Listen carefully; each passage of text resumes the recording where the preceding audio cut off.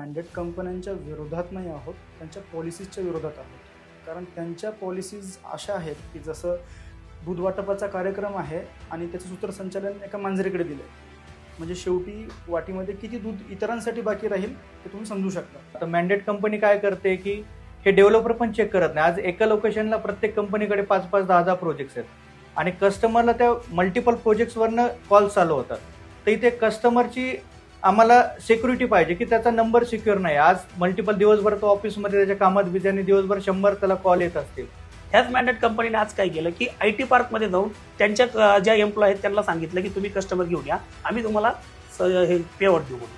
हे कुठल्या रेरामध्ये अप्रुव्हल होतं का? रेरामध्ये मेन्शन आहे का की या गोष्टीला अप्रुव्हल आहे का? हे कसं काय होतं? आज त्या गोष्टी चॅनल पार्टनरला CRM विकून त्यांच्या लीड घ्यायच्या आणि दुसऱ्या चॅनल पार्टनरला दुसऱ्या माध्यमातून त्याच लीड आम्हालाच परत रिटर्न विकल्या जातात दुसऱ्या कंपनीच्या नावाने. ही जी मॅन्डेट कंपनी आहेत हे काम घेताना काय असं दाखवतात की आमच्यासोबत 2000, 5000 CP आहेत आणि त्यांचा डाटा दाखवतात ते, ठीक आहे. आणि बिल्डरला डेटा तो फुगून दाखवतात की बाबा आमच्यासोबत एवढे CP काम करतायत, 2000 आहेत, 4000 आहेत, आणि त्यामुळे ते काम उचलतात.